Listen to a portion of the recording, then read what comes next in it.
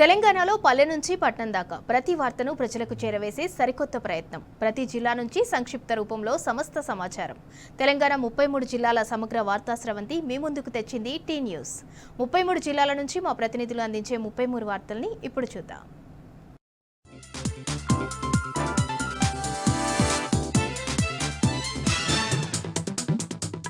ఇక నల్గొండ జిల్లా వార్తలు ఒకసారి చూద్దాం. నల్గొండ జిల్లా కేంద్రంలో దద్దరిలాగా బీఆర్ఎస్ పార్టీ రైతుల మహాధర్నా నిర్వహించింది. పెద్ద ఎత్తున రైతులు ఈ ధర్నాకు పాల్గొనడం జరిగింది. బీఆర్ఎస్ పార్టీ వర్కింగ్ ప్రెసిడెంట్ కేటీఆర్తో పాటు జిల్లాకు సంబంధించినటువంటి మాజీ మంత్రి సూర్యాపేట ఎమ్మెల్యే జగదీష్ రెడ్డితో పాటు మాజీ ఎమ్మెల్యేలు మాజీ ఎమ్మెల్సీలంతా కూడా ఈ ధర్నా కార్యక్రమానికి హాజరయ్యారు. ఈ సందర్భంగా కేటీఆర్ కాంగ్రెస్ ప్రభుత్వం పైన నిప్పులు చెరడం జరిగింది.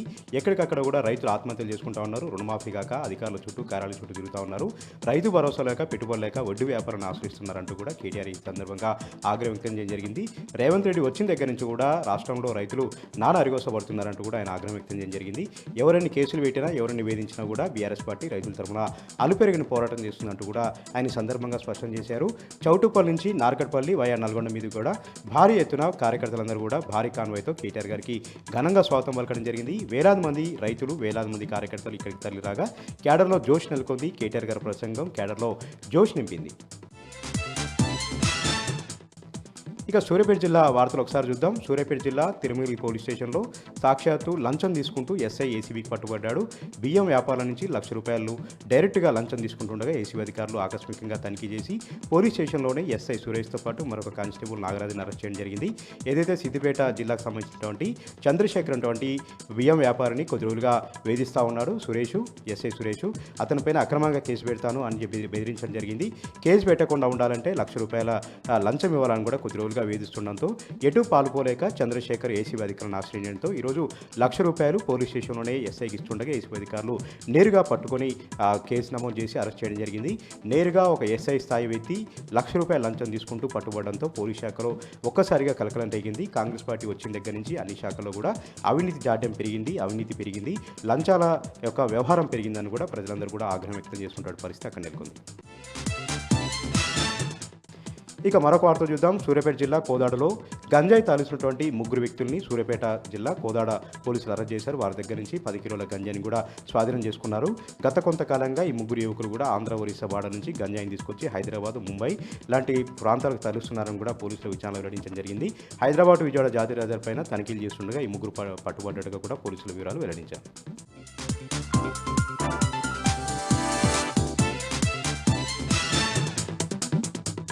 జగిత్యాల జిల్లా నుంచి ఇవాళ ప్రధాన వార్తలు ఒకసారి పరిశీలిస్తే జగిత్యాల జిల్లా కొరుట్ల నియోజకవర్గంలోని భూషణరావుపేట గ్రామంలో ఇవాళ రైతులంతా కూడా తీవ్ర ఆందోళన వ్యక్తం చేశారు. ఎందుకంటే తమకు రైతు భరోసా, రైతు రుణమాఫీ ఈ 4 గ్యారంటీల్లో అమలు చేసిన దాంట్లో ఏ ఒక్కటి కూడా అమలు కాలేదు. తాము కాంగ్రెస్ పార్టీని నమ్ముకొని ఎన్నో ఏళ్ళుగా సేవలు చేస్తున్నాము, కానీ తమకు ఏ హామీ కూడా అమలు కాలేదంటూ ఏకంగా కాంగ్రెస్ పార్టీ శ్రేణులు ఇవాళ భూషణరావుపేట గ్రామ పంచాయతీ వద్ద ధర్నా నిర్వహించినటువంటి పరిస్థితి. మరి రేవంత్ రెడ్డి నమ్ముకుంటే తమ పరిస్థితి ఇదేనంటూ కూడా ఆందోళన వ్యక్తం చేశారు. మరొక వార్త, కొడిమేల మండల కేంద్రంలో గత వారం రోజులుగా పెద్దపులి కలకలం రేపుతున్న విషయం తెలిసిందే. తాజాగా నిన్న రాత్రి దమ్మయ్యపేట ప్రాంతం నుంచి, దమ్మయ్యపల్లి చెరువు ప్రాంతం నుంచి కూడా వెళ్తున్నటువంటి ఒక వ్యక్తికి పెద్దపులి కళ్ళారుగా చూశారంటూ అప్పటికప్పుడు అధికారులకు ఫోన్ చేయడంతో వారు మరొకసారి ట్రాకింగ్ చేయగా పెద్దపులి ఆనవాళ్లు కల్పించినట్టు కూడా గుర్తించారు. పొలాల వైపు తిరుగుతోంది. గ్రామస్తులు ఎవరు కూడా బయటకు రావద్దని అధికారులు అయితే సూచించారు. మరొక వార్త, జగిత్యాల రూరల్ మండలం నర్సింగాపూర్ గ్రామంలో 100 ఎకరాలకు పైగా భూమి కబ్జాకైన విషయం మనకు తెలిసిందే. ఈ క్రమంలో అధికారులు ఇవాళ సీరియస్గా తీసుకొని గ్రామస్తుల ఫిర్యాదుతో ప్రస్తుతమైతే ఎంక్వైరీ చేస్తున్నారు. మొత్తం కూడా కబ్జాలకు గురయ్యాయి. అలాగే కబ్జా గురైన ల్యాండ్లో కూడా ఇటుక బట్టీలు ఉండగా అవన్నీ కూడా ఎవరైతే కబ్జాలో ఉన్నారో వారే లీజ్కి ఇచ్చినట్టు కూడా అధికారులు గుర్తించారు. మరి ఎటువంటి చర్యలు తీసుకోబోతున్నారు, మున్ముందు ఏం చేయబోతున్నారో మాత్రం మనకు తెలియాల్సి ఉంది.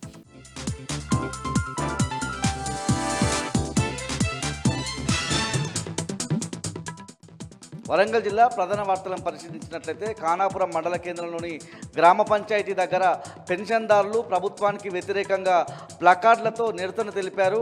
ప్రభుత్వానికి వ్యతిరేకంగా నినాదాలు చేశారు. ముఖ్యంగా కాంగ్రెస్ ప్రభుత్వం అధికారంలోకి వచ్చిన తర్వాత వృద్ధులు, వితంతువులు, బీడీ కార్మికులకు సంబంధించిన పెన్షన్లను 4,000 రూపాయలకు, వికలాంగులకు సంబంధించిన పెన్షన్లను 6,000 రూపాయలకు పెంచి ఇస్తామని చెప్పి అధికారంలోకి వచ్చిన తర్వాత 13 నెలలుగా తమకు ఇవ్వాల్సిన పెన్షన్లను బాకీ పెట్టిందని చెప్పి ఇప్పటికైనా 26,000 రూపాయల పెన్షన్ బాకీ ఉందని చెప్పి వాళ్ళంతా కూడా చెప్తా ఉన్నారు. ముఖ్యంగా అధికారంలోకి వచ్చిన తర్వాత చేస్తామన్న ఏ ఒక్క పని చేయడం లేదని, అన్ని వర్గాల ప్రజలను ఇవాళ కాంగ్రెస్ ప్రభుత్వం మోసం చేసిందని పెన్షన్దారులు కాంగ్రెస్ ప్రభుత్వ తీరు పట్ల విమర్శలు గుప్పించారు.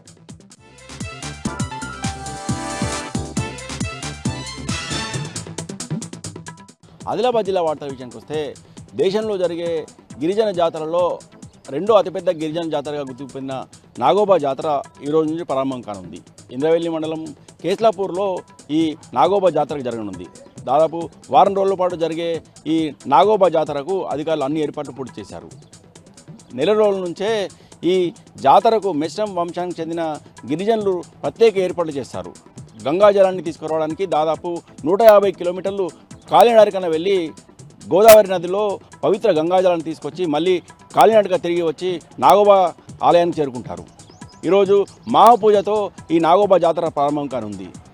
పవిత్ర గోదావరి నుంచి తీసుకొచ్చిన పవిత్ర గంగా జలాలను నాగోబా ఆలయాల్లో నాగోబా దేవతకు అభిషేకం చేయడంతో మహాపూజ ప్రారంభమవుతుంది. నాగోబా జాతర సందర్భంగా ఎలాంటి అవాంఛనీయ సంఘటన జరగకుండా పోలీసులు భారీ బందోబస్తు ఏర్పాటు చేశారు. ఇక మరో వార్తా విషయానికి వస్తే బేలా మండలంలోని సదర్పూర్లో బైరందేవ్ మహాదేవ్ జాతర గత వారం రోజులుగా ఘనంగా కొనసాగుతుంది. ఈ జాతరకు ఇటు తెలంగాణ రాష్ట్రం నుంచి కాకుండా అటు మహారాష్ట్రలోకి సంబంధించిన భక్తులు పెద్ద ఎత్తున వచ్చి భక్తులు ఈ జాతరలో పాల్గొని బైరందేవ్ని దర్శించుకొని మొక్కులు తీర్చుకుంటారు. బైరందేవ్ జాతర సందర్భంగా బీఆర్ఎస్ పార్టీ జిల్లా అధ్యక్షుడు మాజీ మంత్రి జోగురామన్న ఆలయాన్ని సందర్శించారు. ఈ సందర్భంగా ప్రత్యేక పూజా కార్యక్రమాలు నిర్వహించారు. అనంతరం జోగురామన్న మాట్లాడుతూ బీఆర్ఎస్ పార్టీ ప్రభుత్వ పాలనలో ఈ ఆలయం అభివృద్ధికి తెలంగాణ ప్రభుత్వం ప్రత్యేక నిధులు కేటాయించినట్టు గుర్తు చేశారు.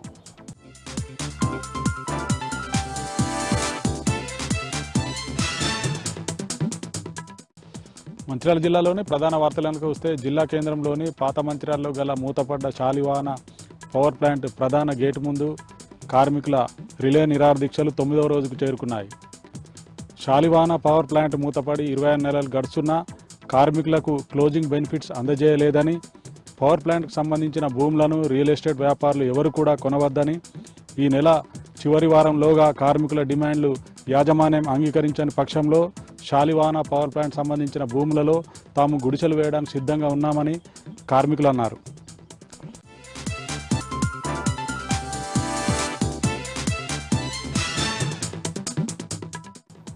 ఉమ్మడి మెదక్ జిల్లాలో ఈరోజు ప్రధాన వార్తలు ఈ విధంగా ఉన్నాయి. సిద్దిపేట జిల్లా వార్తలు వచ్చేసరికి దుబ్బాక నియోజకవర్గంలోని భూంపల్లి ప్రాంత రైతులకు సాగునీరు అందించేందుకోసం మలన సాగర్ నుంచి కూడవెల్లి వాగులోకి నీటిని విడుదల చేయాలని డిమాండ్ చేస్తూ స్థానిక శాసనసభ్యులు కొత్త ప్రభాకర్ రెడ్డి మంత్రి ఉత్తమ్ కుమార్ రెడ్డిని కలిసి వినతి పత్రం సమర్పించారు. ముఖ్యంగా గత కొద్ది రోజులుగా ఎండలు తీవ్రమై పంటలు ఎండిపోయే పరిస్థితి ఏర్పడుతున్నదని, కూడవెల్లి వాగు నుంచి తక్షణమే నీటిని విడుదల చేయాలని చెప్పి ఆయన డిమాండ్ చేశారు. ఈ డిమాండ్ మేరకు గత 2 రోజులుగా మిడిదొడ్డి అటు భూంపల్లి ప్రాంతానికి సంబంధించిన రైతులు ఆందోళనలు కూడా చేస్తున్న విషయం తెలిసిందే. ఈ నేపథ్యంలోనే ఆయన ఉత్తమ్ కుమార్ రెడ్డిని కలిసి ప్రత్యేకంగా వినతి పత్రం సమర్పించారు. ఇక సిద్దిపేట సిపి అనురాధ ఈరోజు పలు పోలీస్ స్టేషన్లను ఆకస్మికంగా తనిఖీ చేశారు. వార్షిక తనిఖీలో భాగంగా సిద్దిపేట పట్టణంలోని పోలీస్ స్టేషన్ను, వివిధ పోలీస్ స్టేషన్లు ఆమె తనిఖీ చేసి రికార్డులను తనిఖీ చేశారు. పోలీసులు పారదర్శకంగా ఉండాలని, అందరికీ న్యాయం జరిగే విధంగా చర్యలు తీసుకోవాలని చెప్పి ఆమె ఈ సందర్భంగా చెప్పారు. ఇక రంగనాపల్లి హై స్కూల్కు సంబంధించిన 9వ తరగతి విద్యార్థి విజయ నరసింహ తైక్వాండో పోటీల్లో రాష్ట్ర స్థాయిలో బహుమతి సాధించి గోల్డ్ మెడల్ సాధించారు. గతంలో కూడా అతను 2-3 సార్లు పలు రాష్ట్ర స్థాయి, జిల్లా స్థాయి బహుమతుల్ని, గోల్డ్ మెడల్ని కూడా సాధించినటువంటి పరిస్థితి ఉంది. స్థానికంగానే ఆయన శిక్షణ తీసుకుని ఈ ఘనత సాధించడం పట్ల పలువురు అభినందించారు. పాఠశాల ప్రధానోపాధ్యాయులు కూడా మంజులో కూడా ఆమెను, ఆ విద్యార్థిని అభినందించడం జరిగింది.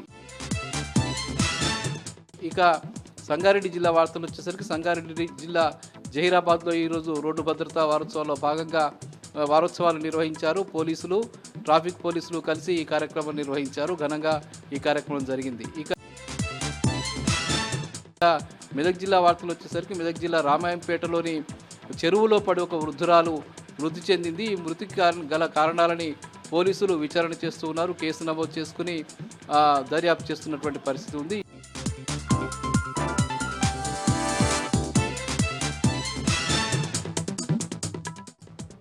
ఇవాటి ఉమ్మడి ఖమ్మం జిల్లా వార్తలకు సమాప్తి గమనిస్తే భద్రాద్రి కొత్తగూడెం జిల్లా చండ్రుగుమండ మండలంలో బీఆర్ఎస్ పార్టీ ముఖ్య కార్యకర్తలు నాయకుల సమావేశాన్ని ఇవాళ నిర్వహించారు. ఈ కార్యక్రమానికి మాజీ ఎమ్మెల్యే బీఆర్ఎస్ పార్టీ జిల్లా అధ్యక్షులు రేఖాంతాలతో పాటు మాజీ ఎమ్మెల్యే మెచ్చర్ నాగేశ్వరరావు పాల్గొన్నారు. పెద్ద ఎత్తున బీఆర్ఎస్ నాయకులు కార్యకర్తలు హాజరయ్యారు. ఈ సందర్భంగా రేఖాంతారావు మాట్లాడుతూ కాంగ్రెస్ ప్రభుత్వం చేస్తున్నటువంటి తీరు పట్ల ఆగ్రహం వ్యక్తం చేశారు. ప్రజలకు సంక్షేమ పథకాలు అందకుండా చేస్తున్నారని మండిపడ్డారు. ఈ సందర్భంగా గ్రామ సభల సందర్భంగా గాయపడినటువంటి బీఆర్ఎస్ పార్టీ కాంగ్రెస్ నాయకుల దాడిలో గాయపడినటువంటి బీఆర్ఎస్ కార్యకర్త పొడెం రవిని పరామర్శించారు. పార్టీ అండగా ఉంటుందని, కాంగ్రెస్ పార్టీ గూండాలు చేసేటువంటి దాడులకు భయపడొద్దని బీఆర్ఎస్ కార్యకర్తలకు ఆయన ధైర్యం చెప్పారు. రాబోయే రోజుల్లో బీఆర్ఎస్ అధికారంలోకి వస్తుందని, తిరిగి వడ్డీతో సహా చెల్లించుకుంటామని రేఖాంతారావు హెచ్చరించారు. ఖమ్మం జిల్లా కూసుమంచి మండలం నరసింహగూడెం సమీపంలో ట్రాక్టర్ బోల్తాపడినటువంటి ఘటనలో 6 మహిళా కూలీలకు తీవ్ర గాయాలయ్యాయి. నరసింహగూడెం సబ్స్టేషన్ సమీపంలో ఈ ప్రమాదం జరిగింది. నరసింహగూడెం మిర్చి శివార్లో ఉన్నటువంటి ఒక మిర్చి తోటలో పనిచేసేందుకు వెళ్తుండగా ట్రాక్టర్ బోల్తాపడింది. వీరు గాయపడినటువంటి కూలీలంతా జుజ్జులరావుపేట గ్రామానికి చెందినటువంటి రైతు కూలీలుగా అధికారులు గుర్తించారు. ప్రస్తుతం వారికి చికిత్స కొనసాగిస్తున్నారు. భద్రాచలంలో ఫిబ్రవరి 4వ తేదీన జరిగేటువంటి పీడీఎస్ రాష్ట్ర మహాసభలను విజయవంతం చేయాలని కోరుతూ పీడీఎస్ రాష్ట్ర కార్యదర్శి ఆజాద్ నేతృత్వంలో నాయకుల బృందం భద్రాచలంలో పర్యటించింది. మహాసభలకు సంబంధించినటువంటి పోస్టర్ను భద్రాచలంలో ఆవిష్కరించారు. పీడీఎస్ ఆవిర్భావం నుంచి ఇప్పటి వరకు విద్యార్థి సమస్యల పట్ల పోరాడుతుందని, ఫిబ్రవరి 4వ తేదీన భద్రాచలంలో జరిగేటువంటి రాష్ట్ర మహాసభలను విజయవంతం చేయాలని ఆజాద్ పిలుపునిచ్చారు. ఖమ్మం నగరంలో పీడీఎస్ నాయకులు భారీ ర్యాలీ నిర్వహించారు. కేంద్ర రాష్ట్ర ప్రభుత్వాలు వ్యవహరిస్తున్నటువంటి విద్యార్థి వ్యతిరేక విధానాలను మానుకోవాలని హెచ్చరిక పలికారు. ఖమ్మం మయూర్ సెంటర్ నుంచి జిల్లా పరిషత్ చౌరస్తా వరకు భారీ ర్యాలీ నిర్వహించారు. అట్లాగే 2 పీడీఎస్ సంఘాల విలీనాన్ని జయప్రదం చేయాలని కోరుతూ పిలుపునిచ్చారు. రాష్ట్ర ప్రభుత్వం మొండిగా వ్యవహరిస్తుందని, పెండింగ్లో ఉన్నటువంటి స్కాలర్షిప్ బకాయిలను తక్షణం విడుదల చేయాలని పీడీఎస్ నాయకులు డిమాండ్ చేశారు. ఈ కార్యక్రమానికి పెద్ద ఎత్తున విద్యార్థులు తరలివచ్చి విజయవంతం చేశారు.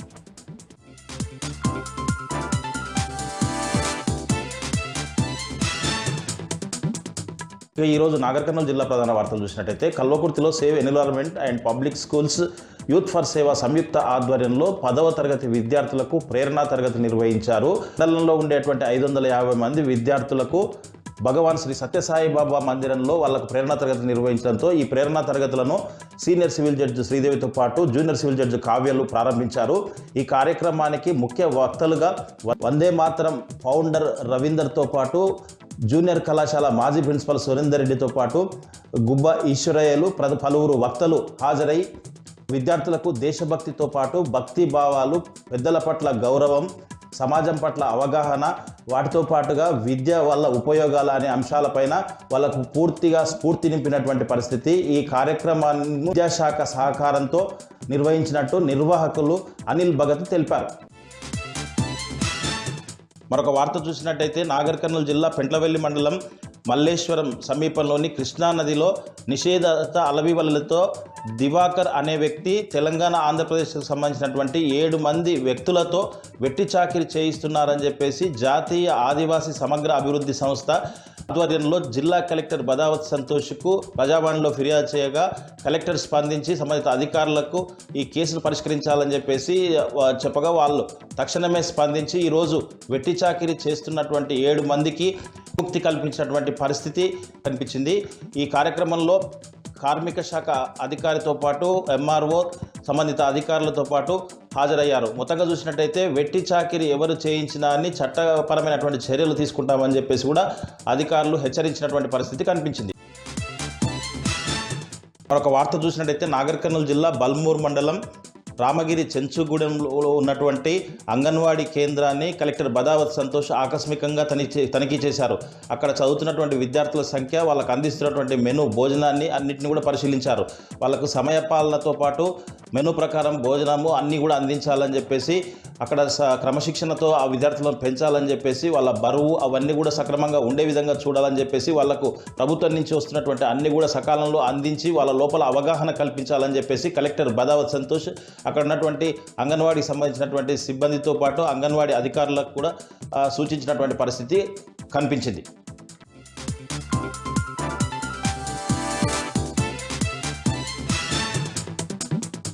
పెళ్లి జిల్లాకు సంబంధించి ఈరోజు ప్రధాన వార్తలు చూసుకున్నట్లయితే రామగుండం ఎన్టీపీసీ సంస్థ Telangana super thermal power plant stage 2లో భాగంగా 3x800 2400 మెగావాట్ల ప్లాంట్ విస్తరణలో భాగంగా ఈరోజు నేడు ఎన్టీపీసీలో ఉన్నటువంటి జెడ్పీహెచ్ఎస్ స్కూల్లో ప్రజాప్రాయ సేకరణ చేపట్టింది. అయితే ఈ ప్రజాప్రాయ సేకరణ కూడా పూర్తిగా కూడా పోలీస్ పహరా నడుమ జరిగిందంటూ కూడా బీఆర్ఎస్ నేతలంతా కూడా ఆరోపిస్తున్నారు. అయితే ఎన్టీపీసీ సంస్థ గతంలో ఇచ్చినటువంటి హామీలు ప్రభావిత ప్రాంత గ్రామస్తులకు, ప్రభావిత ప్రాంత వాసులకు ఇచ్చినటువంటి పెండింగ్లో ఉన్నటువంటి సమస్యలన్నీ కూడా పూర్తి చేసిన తర్వాతనే ప్రజాభిప్రాయ సేకరణ వెళ్లాలంటూ కూడా పెద్దపల్లి బీఆర్ఎస్ పార్టీ జిల్లా అధ్యక్షుడు రామగుండం మాజీ ఎమ్మెల్యే కోరకంటి చందర్ ఎన్టీపీసీ సంస్థను డిమాండ్ చేశారు. ఈ మేరకు ఎన్టీపీసీ సంస్థ చేస్తున్నటువంటి నిర్లక్ష్యాన్ని ప్రశ్నించడానికి వెళ్తున్నటువంటి బీఆర్ఎస్ శ్రేణులను పోలీసులు ఎక్కడికక్కడ కూడా తెల్లవారుజామున ఉండే ముందస్తుగా అరెస్టులు చేయడం దారుణం అంటూ కూడా ఆయన ఆరోపించారు. మాజీ కార్పొరేటర్లు, మహిళా కార్పొరేటర్లను సైతం కూడా హౌస్ అరెస్టులు చేయడం దారుణం అంటూ కూడా ఆయన వ్యాఖ్యానించారు.